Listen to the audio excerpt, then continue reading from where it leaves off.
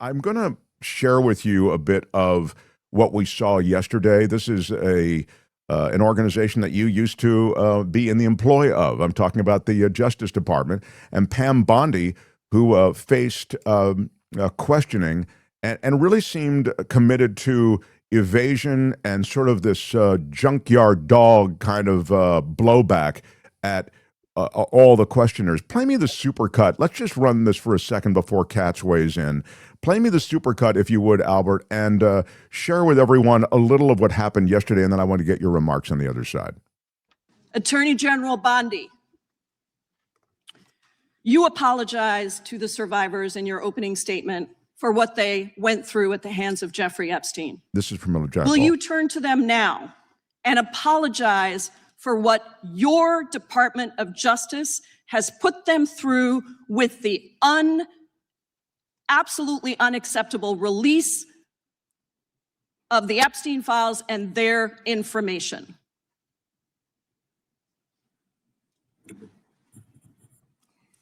Congresswoman, you sat before Merrick Garland sat in this chair twice. Attorney General Bondi, No, can I finish my answer? No, I'm going to reclaim my time because I asked you a specific question that I would like you to answer, which is, will you turn to the survivors? This is not about anybody that came before you. It is about you taking responsibility for your Department of Justice and the harm that it has done to the survivors who are standing right behind you and are waiting for you to turn to them and apologize for what your Department of Justice has done. Members get to ask the questions, the witness gets to answer in the way they want to answer. The Attorney General can That's respond. not accurate, Mr. Chairman. Because she doesn't like the answer. So, Mr. Chairman, why I have asked didn't she ask Merrick Garland this? I'm reclaiming my time, and when I will reclaim my continue to time, answer. Mr. Chairman, the gentlelady has I'm reclaimed her not going time. to get in the gutter for her theatrics. How many of Epstein's co-conspirators have you indicted? How many perpetrators are you even investigating?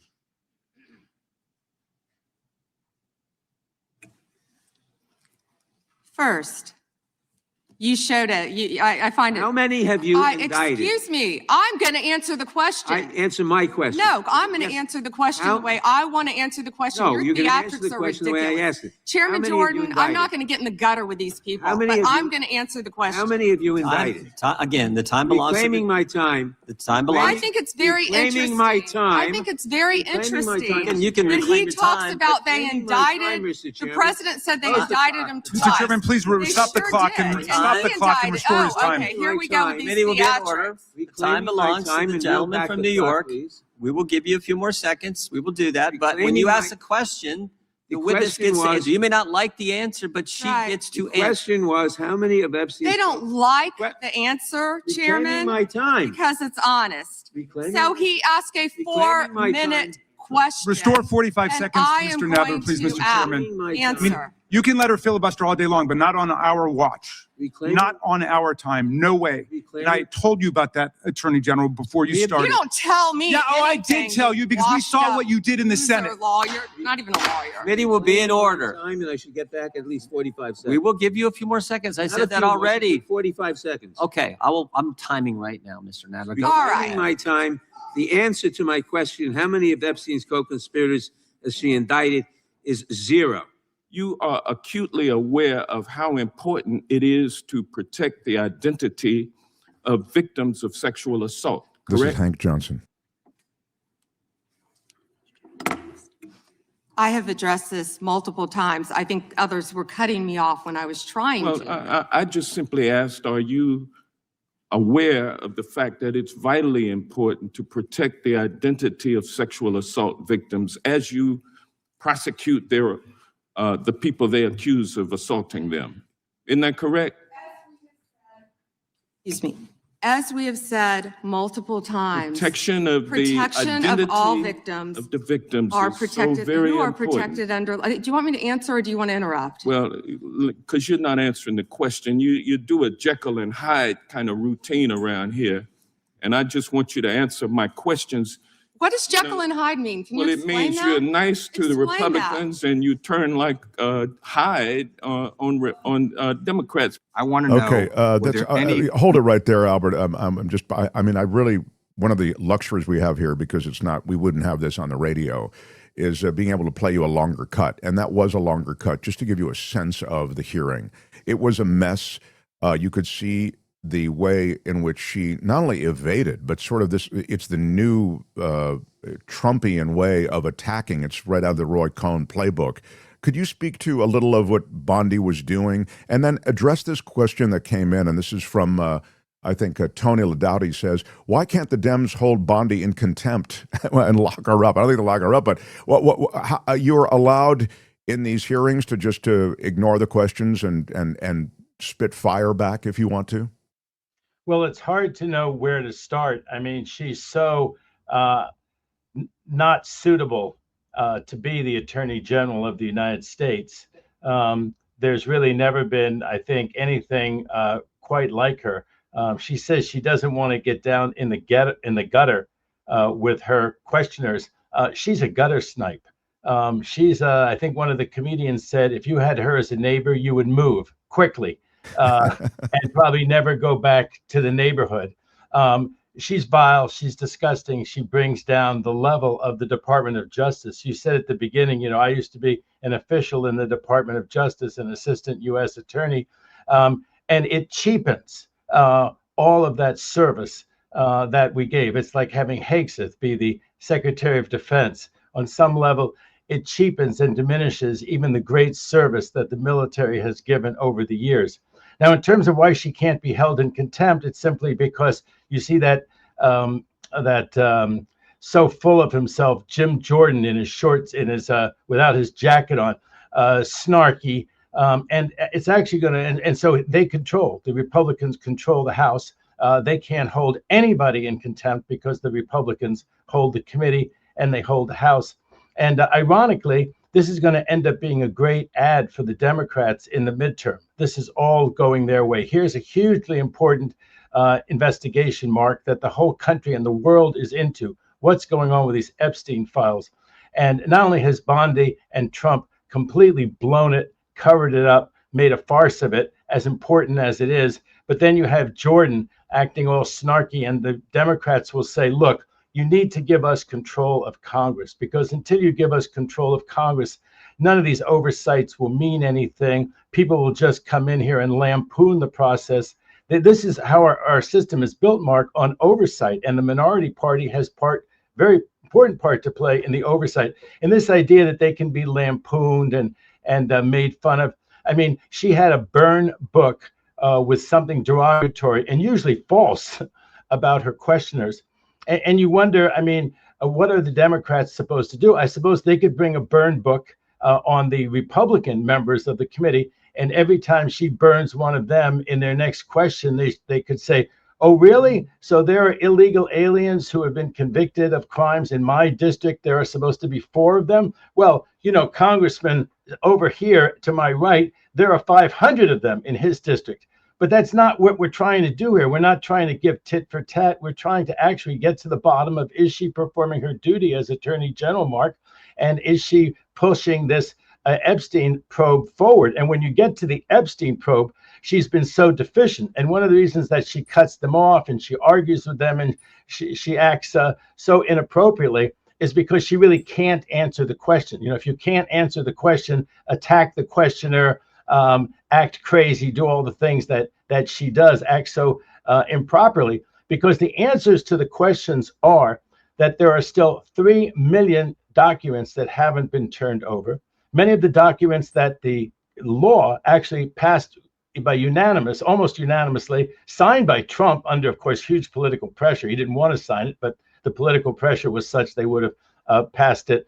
They would have overcome his veto had he tried to veto it. But the law required it, remember, to be turned over in the middle of December. Here we are, 3 million pages not turned over. There are so many redactions. Every time the Democrats look at the redactions, Mark, they find redactions under the redactions. They find things that absolutely should not be redacted. She said, oh, it's privilege. You must be a terrible lawyer not to know that. She said to Goldman, who's a wonderful lawyer and did a great job of questioning her. He was one of the people who handled, along with Adam Schiff, the first impeachment of Donald Trump back years ago. And of course, she's still, when are you going to apologize to him for conducting that investigation? She says to Congressman Goldman from New York. Well, by the way, this is an important point. I'm sorry to interrupt, but I want to quickly. Unforgivable is that she's turned over photographs, including nude photographs and names of the victims. I mean, just so incompetent, so uncaring. And that's why I think she lashes out, because she really can't take questions on a normal basis and answer them. I wanted to ask you, or make the point, first of all, before I ask you, that I think she's just playing to Donald Trump. It seemed to me after a while. I mean, she's talking about the Dow. Audience of one. Audience of one. Audience of one. It's really, so Trump gave her, very high marks. He was talking about how terrifically she performed. So the more combative she was, the more she excoriated questioners. I think it was just all working for her. So that's really what's going on here. I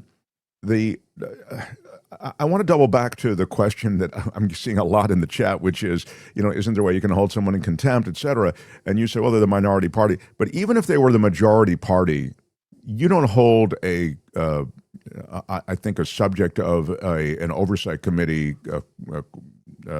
hearing. You don't hold them in contempt for any reason, even if you're the majority party. Do you, David?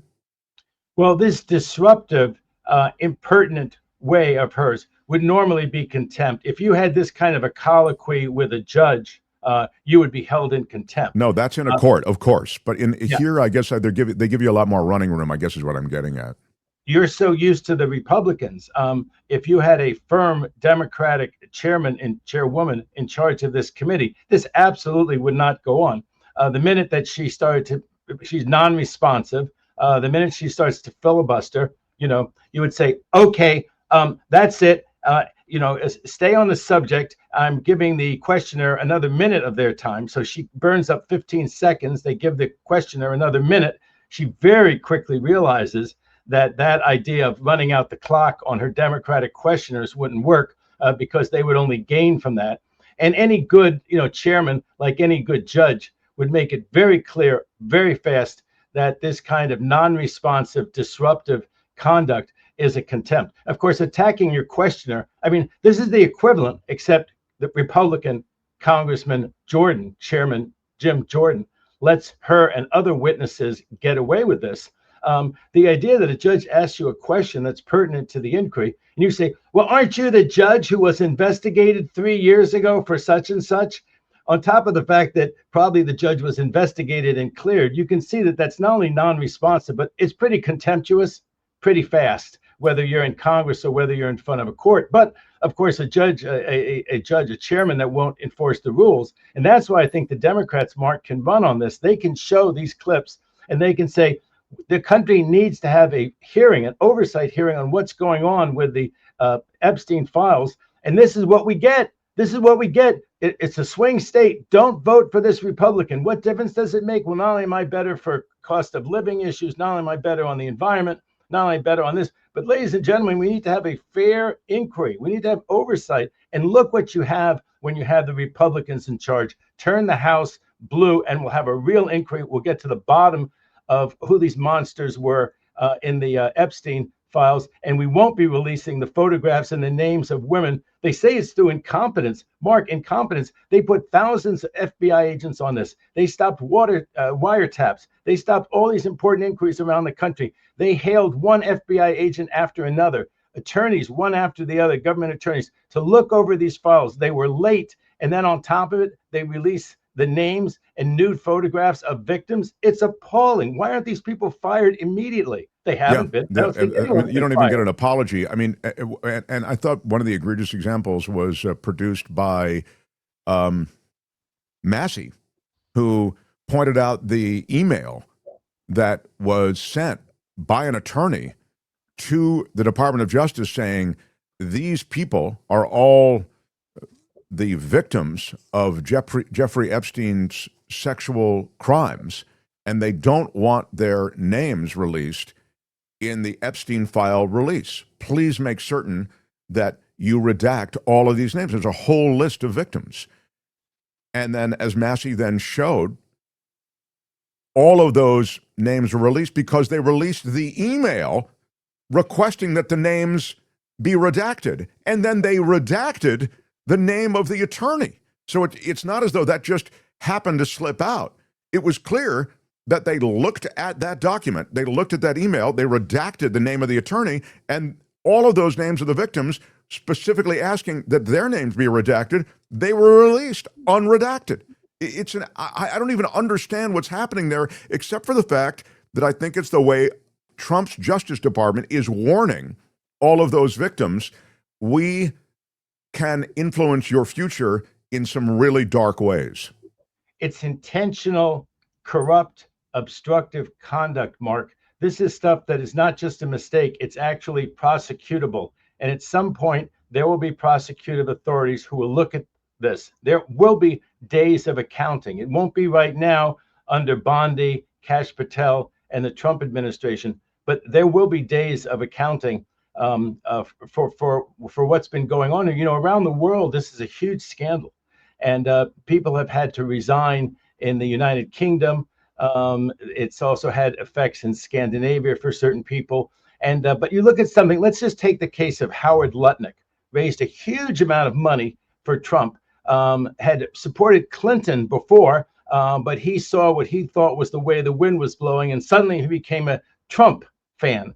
And for raising so much money, he got to be the Secretary of Commerce. Now, he's the one who went on the podcast and talked about he and his wife were so disgusted, just one brief visit to Epstein's neighboring townhouse in New York City. He said the guy was gross. He'd have nothing to do with him. Yeah. In 2005.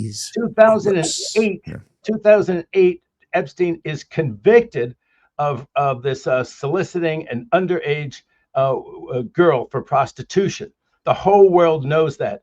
But of course, so gross, 3 years later, my God, you think even grosser now that he's been convicted. Totally false. When the Epstein files come out, Lutnick is shown to be a huge liar. Liar Lutnick. How can he stay in that job? You can't believe one thing he'd say. The idea that we would use him for any purpose that was important to the United States in terms of our commerce, he'd be laughed at. Can you imagine the people who would, he should be resigning by now. It's actually, I think it's good for the Democrats that he hasn't resigned yet, because he just sits there, you know, dead man serving in the cabinet, dead man walking and talking. But it's an absolute outrage. And then we find out from the files that he went to the Epstein Island. He not only went to the Epstein Island years after he said he was gross, years after he said that he had been, knew he'd been convicted, he not only goes, and he goes with his wife, and he goes with his kids to a pedophile's island. He takes his kids, he takes another couple and their kids.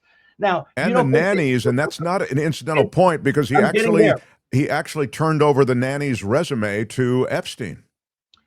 You think he didn't know all of that? You don't think that he knew that the Epstein files would come out and show that? Can you imagine how much he and his minions lobbied Trump not to release those files? You wonder, where was the pressure? Why was Trump saying, let's just move on? He was not only his own interest, because Trump is mentioned 1 million times, Mark. 1 million times his name is mentioned. You may recall the under oath testimony of the head of our Federal Bureau of Investigation, Kash Patel, who said, oh, it's under 100. I've reviewed those files and it's under 100 mentions, he said under oath, and there were 1 million mentions. Why he hasn't been forced to resign is absolutely extraordinary when the history of this period is written. But yes, and you don't think that they would figure out who the nanny is? Why hasn't the FBI and the Department of Justice found that nanny already? Why don't we know about that nanny? If this were a real oversight hearing, that nanny would be testifying about what happened on that island, what Lutnick said, what her contact was with Epstein. It's pretty clear that, of course, Lutnick, let's say this, I wonder whether Lutnick facilitated that. Why not? He wanted something from Epstein. Why would he go to the island? Why would he associate with him? He wanted some quid pro quo. They were in business together. We showed the documents yesterday that were from the Epstein files. I showed them here.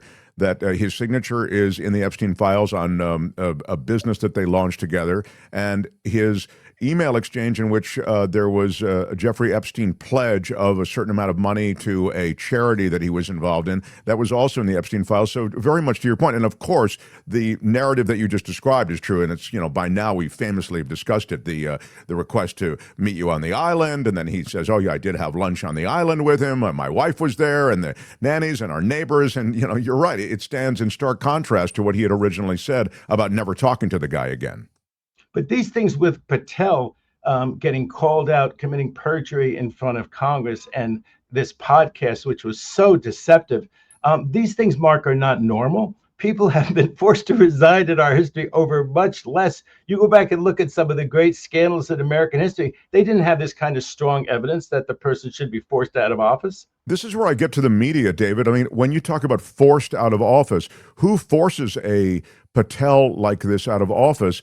But the people who respond to what is a backlash that comes as a result of this being played up. I think there's the Patel lie. I mean, this is bald-faced lie and cover-up. It's lost in this fire hose of crazy that comes out of this administration. And so it doesn't show up in the media cycle, is what I'm saying.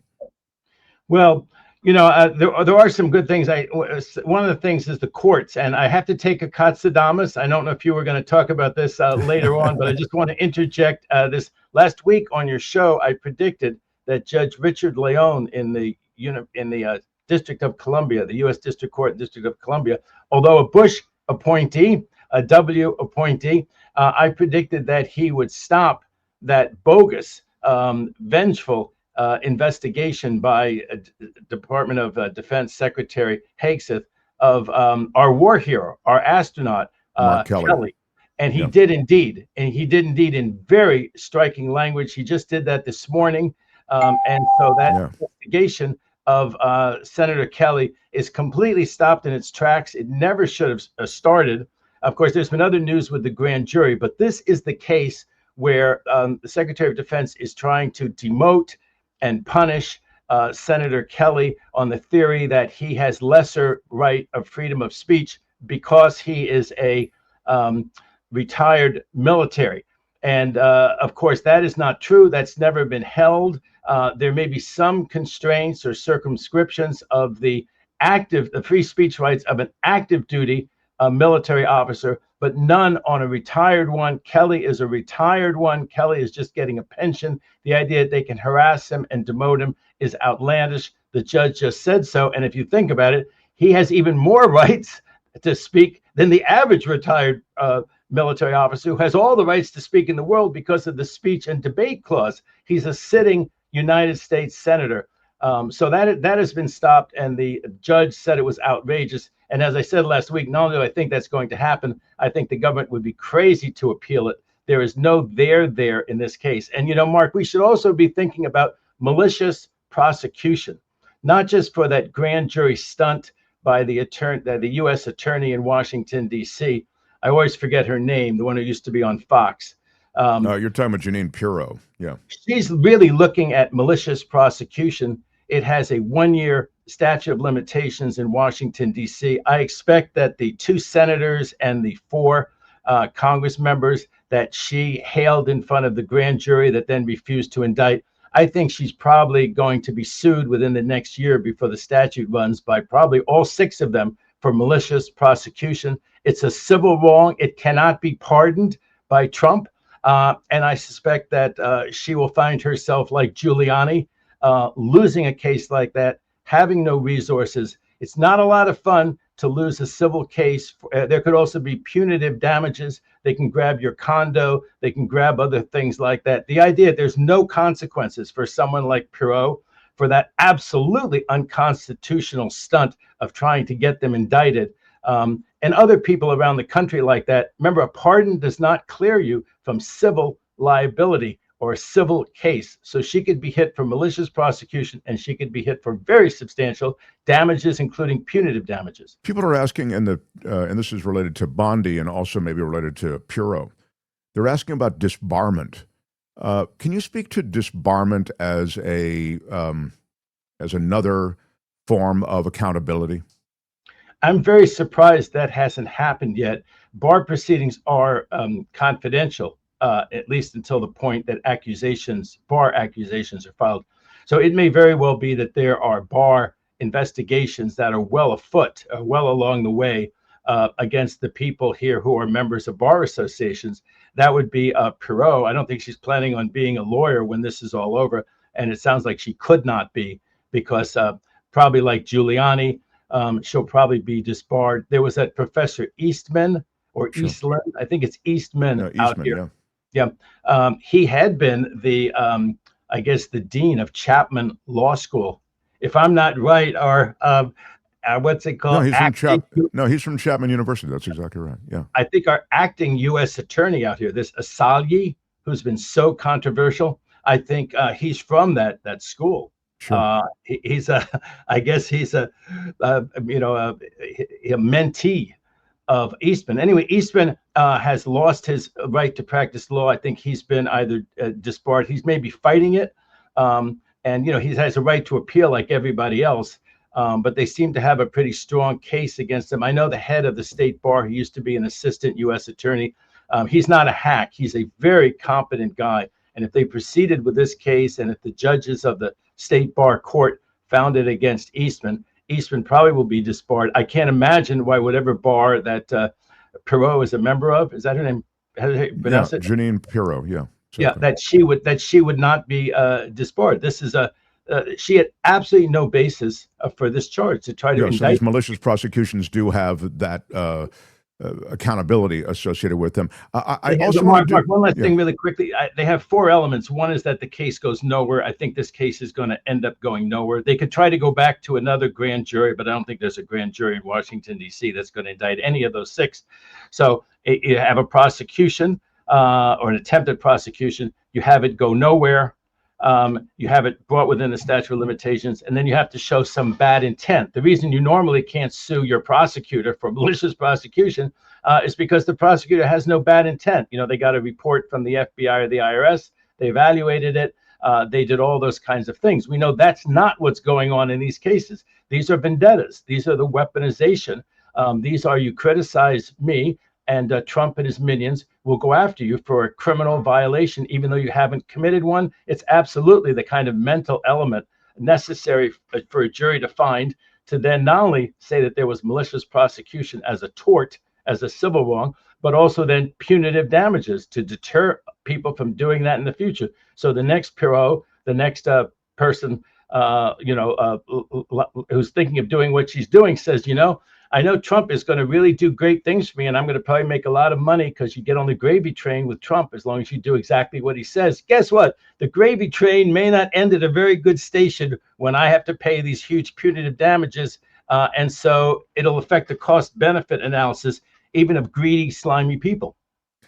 Well, Jeanine Pirro has one thing to say about that, doesn't she, Albert? You know what, pal? Yeah. You created havoc and chaos. There she is in her, Let me just ask you about a disturbing revelation that came out of the hearings. And I have to move this along. I only have a couple of minutes. But I want to, they looked at her burn book, they did blow up photography of it. And they could see that she had references to search patterns that certain questioners on the Democratic side had used in reviewing the Epstein files. So they've made the Epstein files available for review under very sort of severe circumstances, limited hours. I mean, these are legislators. They have to go back and forth to this inconvenient location, and they can bring no electronic equipment in and all that sort of thing, as you've heard. But what they've looked at, what each one of them has looked at, there's actually, it would seem, a search history record. One of the printouts that Bondi was referencing during the hearing was a list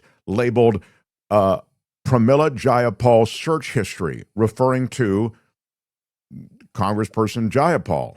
The document listed out at least 8 different files from the Justice Department's trove of Epstein records, including their file numbers and brief descriptions of their contents. This is from this report from CBS. They snapped images, did photojournalists who covered the hearing, and then blew those images up. And it's not clear how the list was compiled, but it seems as though the Justice Department is monitoring the way in which various legislators are going in and looking at the Epstein files and reviewing and logging exactly what files they focused upon. Can you speak to this? It seems blatantly illegal.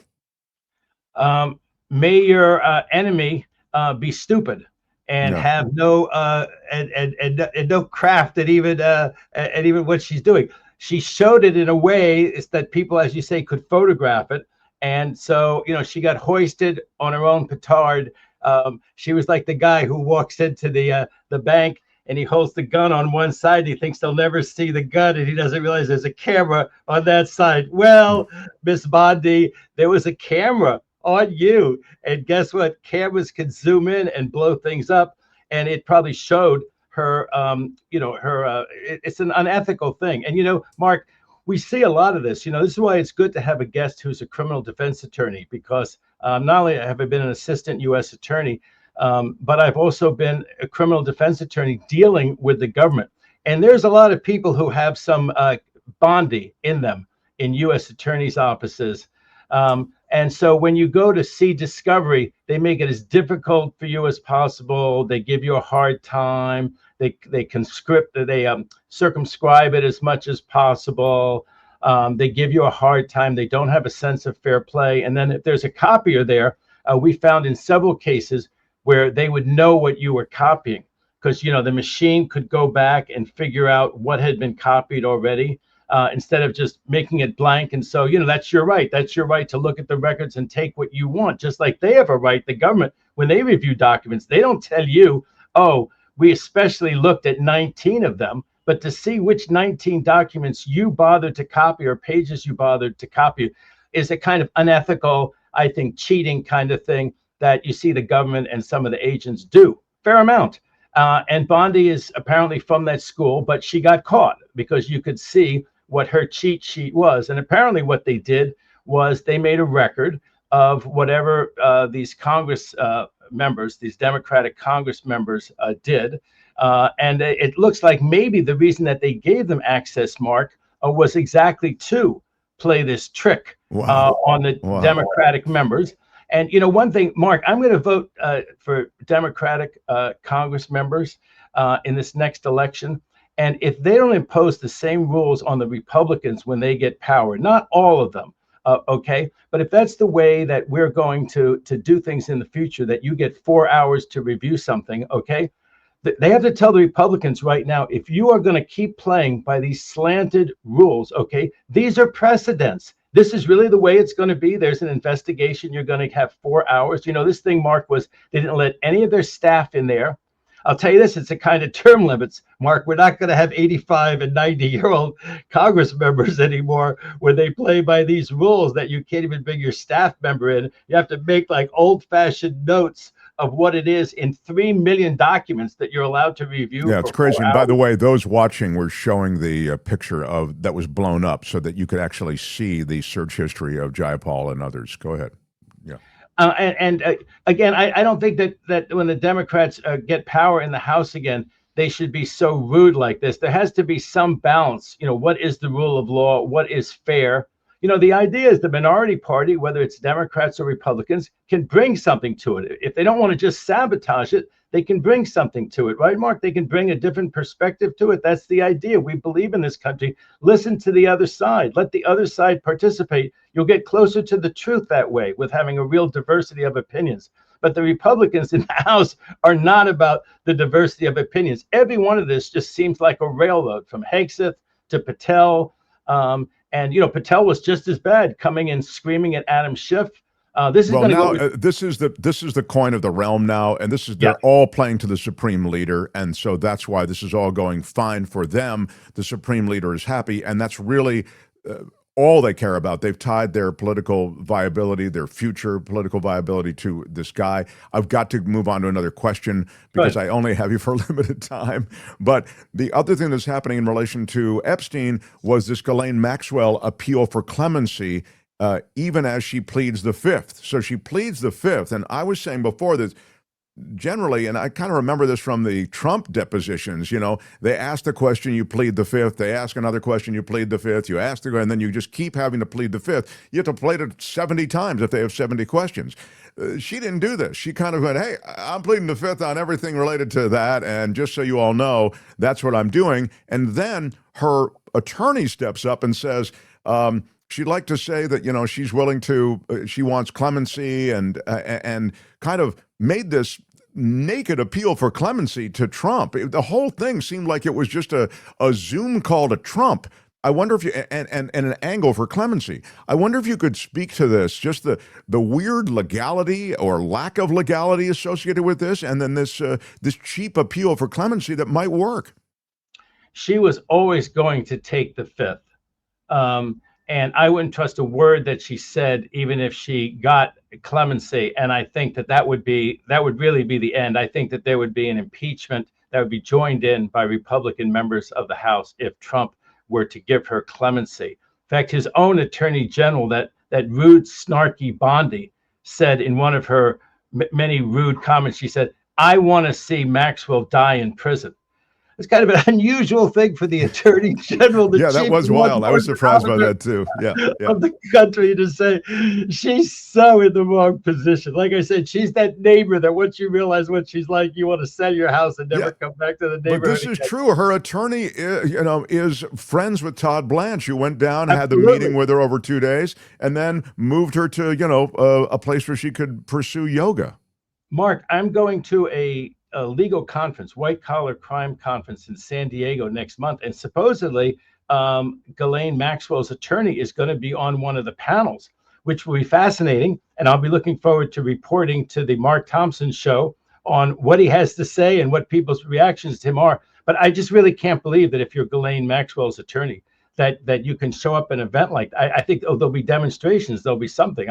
I mean, it's and the idea that he's a great deal. This doesn't end with clemency, is what you're saying. He's a friend of Blanche's. He's a friend of Blanche. What's the great legal talent that he's had? He lost all of his appeals for her. He lost in the U.S. Supreme Court. They didn't grant cert.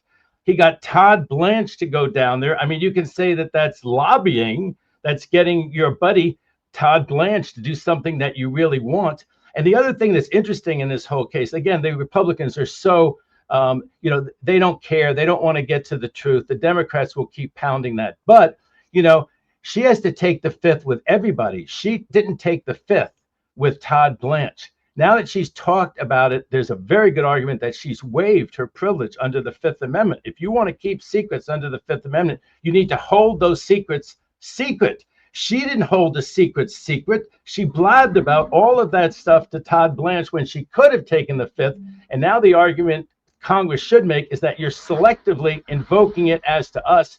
They should order her to answer the questions. When she doesn't do it under the Fifth Amendment, they should go to court and they should have her held in contempt. And that should be added to her existing sentence as a consecutive sentence for contempt. But I don't think Comer is going to do that. What do you think, Mark? No, of course not. I mean, that's such a quaint idea. The old school laws that might hold someone into account, even someone who's a sexual predator of the sort that Ghislaine Maxwell clearly is. I mean, tried and convicted of that. I have to ask you about now immigration quickly. Idaho families are suing over the immigration raids in Idaho that swept up hundreds, including U.S. citizens. It's about 400 people, including children, and, as I say, citizens detained for hours and denied food and water in this raid. And this is a lawsuit brought by the ACLU. Can you just speak to the status of that and perhaps how it may influence policy going forward? Well, two awful things are happening. One are these raids and how they're making people suffer, both immigrants and U.S. citizens, green card holders. They're making all these people suffer and their children suffer. And the other lesser bad thing about them is that you and I, Mark, and all the other taxpayers of America are going to be paying out big awards on account of the violations of people's civil and constitutional rights by ICE and by the government.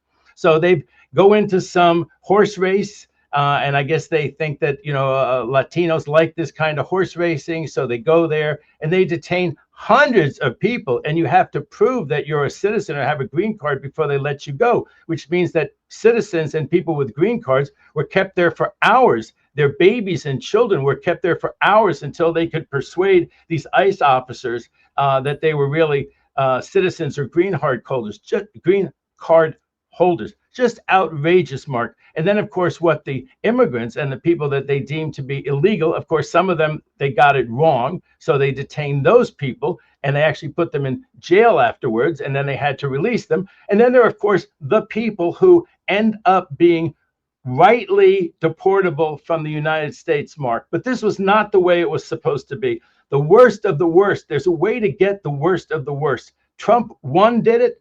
Obama did it. Biden did it. You get them when they're being released from prison or jail. You get them in other ways, not by these mass roundups, not by going to people were worried they were going to go to the Super Bowl. People are worried they're going to go to the World Cup games because, yes, they think that's a target-rich environment of people working hard in this country, raising kids, but who don't have all of their papers in order. That is not what even Trump voters voted for. And I think that that's why Trump is becoming so unpopular, even on what used to be his most popular issue. Because he's at low ebb on that. But let me get back to the legal part. Okay. You can't just be detained for 4 hours in this case. It seems like most people are 4 hours. It might have been longer in some cases.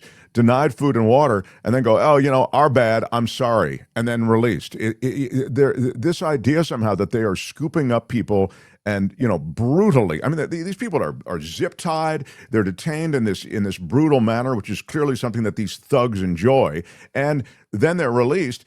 That is illegal and it's actionable, is it not, Attorney Katz? I mean, yes, These billions of dollars that they gave to ICE to make it the most funded law enforcement agency they'll be using it to pay for these judgments. Yes, they're going to pay for these judgments. And the other thing they're paying for is these private prisons. These private prisons will be a scandal for the ages. I think even in the Japanese internment camps, as huge a scandal as that was, I think that was at least the government. But there's all of these profiteers. They have a huge interest in not giving them enough food and water and not giving them medical attention because it's the bottom line. And they're lobbyists. They have Trump in their pocket. And many of these jails that we're talking about, many of these billions of dollars are to build these private jails for allegedly illegal aliens, to the extent that they are. 70-80% of these people, Mark, that they're going to put in these jails and make all of this profit are just hardworking people that we need in this country. I will stand up and say we need them in this country. There was some right-wing area that decided to have, as they say, a day without a Mexican. Maybe they lasted a week without a Mexican. And after a week without a Mexican, this very right-wing community in Texas said, we can't survive like this. Who are going to be the dishwashers? Who are going to be the gardeners? Who are going to do the menial jobs? The country needs them, and it's so unfair to act like this is all awful. And what are these people doing here when we need them so desperately for our economy? And of course, they don't want to have immigration reform. The Republicans do not want to have immigration reform. And there are some far left Democrats who don't want to have meaningful immigration reform. They have to come somewhere in the middle, Mark. They just have to. I had no idea this was going to be this huge a problem. I mentioned on your show, when I was a student journalist, I crossed the border and I wrote a story for the Daily Cal, and they put it somewhere in the middle pages. Then the editor said, no one cares about immigration. Wow. There was no words of wisdom from 40 years ago. It was like the 20th issue that people cared about. No one cares about immigration, but you have to have a much more rational system than we have with Trump. Well, I mean, even the rational legislation that had been poised to end up on Biden's desk was derailed by Trump for reasons that he expressly said were political. He didn't want the political cudgel that immigration reform represented for him on the campaign trail to somehow be removed by there actually being some sort of reform associated with immigration happening on the Biden watch. So you had this bipartisan bill associated with immigration legislation that was derailed by Trump. And so now here he is with this defining legislation or defining budgetary line item associated with DHS. It's ridiculous in its scope and in how bloated it is. The amount of money that is this is hundreds of millions of dollars being dedicated to buying warehouse space across the country. These warehouses can house 10 to 12,000 people. You think they're just going to stop at illegal immigrants when you have these camps, these detention centers being built on that level, I think it's going to expand beyond this. This is a 5-alarm fire in my judgment. And it, as you said, it's sort of wild that it was in prior conversations, immigration was played down the list because it may be the defining issue of our time. And in our last minute, I want to ask you something that's a little maybe obscure, but it is very much in the law and in your sweet spot. A panel of judges in New York appointed a new top federal prosecutor, reading from a piece here, in Albany. This happened just yesterday after a Trump nominee was found to be serving in the role unlawfully. But within hours, the Justice Department announced that it had fired the judge's new hire. This is after months of friction between the Trump administration and the federal judiciary over, who is allowed to lead the U.S. attorney's offices around the country. And so the judges in Albany, in this northern district of New York, said that they'd appointed and sworn in a new person to lead the U.S. attorney's office, former prosecutor Donald D. Kinsella. They cited a law that allows judges to temporarily name people to that job in that role if it becomes vacant, because an interim U.S. attorney's term has expired. So again, right away, though, the Justice Department steps in and fires that person. Can you just speak to this and how it reflects what's going on and how significant it is? Well, this sounds sort of funny and inside baseball to people, but this is actually important.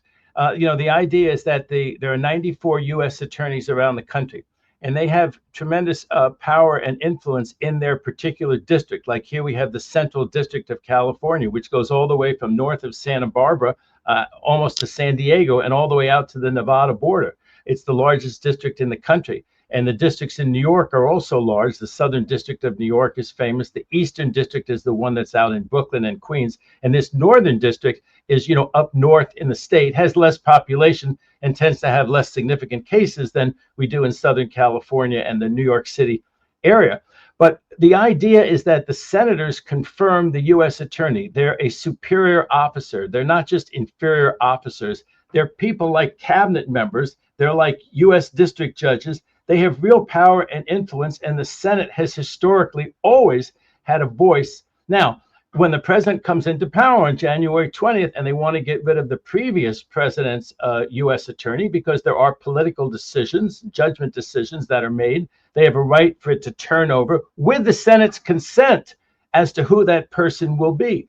So they're acting or temporary U.S. attorneys, let's say from January 20th to January 30th to maybe the end of February. And then that senatorial advice and consent function has to kick in. Trump has come up with people who are so repugnant to the senators that even a Republican Senate, which could confirm them all by itself, they could vote their 53 votes, but there are 5 or 6 of them that hold their nose and say, oh my God, this person has no experience. This person is a right-wing zealot.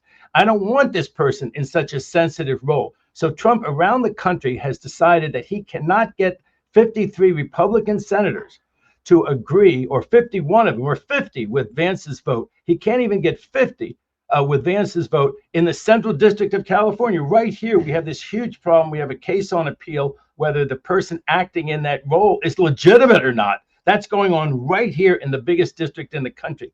In New Jersey, they had the person, she had to leave, and this Hannigan, the one who brought the case against Comey and someone else, she had to leave. And so the argument, Mark, is that in those situations, the government keeps arguing, Trump keeps arguing, that he can play games. There's no question that he's playing games. So he makes the person acting, or his new tack is to make them the first assistant U.S. attorney. So he never puts the name through Congress. He knows Congress won't ever approve them. So right here in L.A., we have the first assistant U.S. attorney. So he never has to go through this process. Now, the U.S. Supreme Court or the courts of appeal will find this is illegal. And where the rubber hits the road is, do you then dismiss the case? Are we going to have some awful drug dealing case? Are we going to have some huge fraud here, one that Trump doesn't want to pardon, kicked out because it's illegitimate? Like that Hannigan, Mark, in the Eastern District of Virginia. She was just another person. I mean, there's very, very few people who have the right to indict people. A legitimately selected U.S. attorney or someone working for him or her has the right to indict people. The Supreme Court or the courts of appeal rule that these people are not properly picked, do all the cases fall? And that's why the courts are reluctant. Now, what Blanche says is that he can go around the country and pick anybody that he wants. I don't believe it. I have a case right now. He's on my indictment because they're worried that if it's just this first assistant U.S. attorney here, that they'll find him to be illegitimate and they'll say the indictment falls. Everything that happened in the case falls and is invalid. So we've got Todd Blanche on the indictment. And let me mention one last thing. One of the things that the senators have, which is a huge power, is what they call the blue slip. This idea that only a U.S. attorney can serve with senatorial approval spares them, like in these Republican states. Think about it. Even a Democratic president can never pick a U.S. attorney that they don't like. Maybe a U.S. attorney who investigates that Republican senator, maybe the crony of that Republican senator. It's a huge power that the senators have. And right now, the senators are giving up that power. So here's something that Obama never would have done. But remember when they didn't put Merrick Garland, they wouldn't even give him a vote? Okay. Under the way it is right now, under what Trump and the Republican senators are doing right now, Obama could have fired the U.S. attorney in Kentucky. He could have put the biggest zealot, the biggest anti-McConnell Democrat he could have found. That fellow could have started launching investigations, taking cases to the grand jury like they just did in Washington, D.C., taking all the... Did Obama do that? No. Should Obama have done that? No. Don't the Republicans realize that that's exactly what they're setting a precedent for? Sure. I mean, this is, if the Democrats ever regain power, I should say. They will. No, I hope you're right. I think American elections are very much in doubt right now, but that's for a topic for another conversation, and it's a grim one. But I'd love to have it with you. Let's just do it, in the future. We're out of time. Hi, it's Mark, and I thought that was great. Hit the notification bell. You'll know whenever there's a new video being dropped, and please subscribe to our channel to help us save the universe.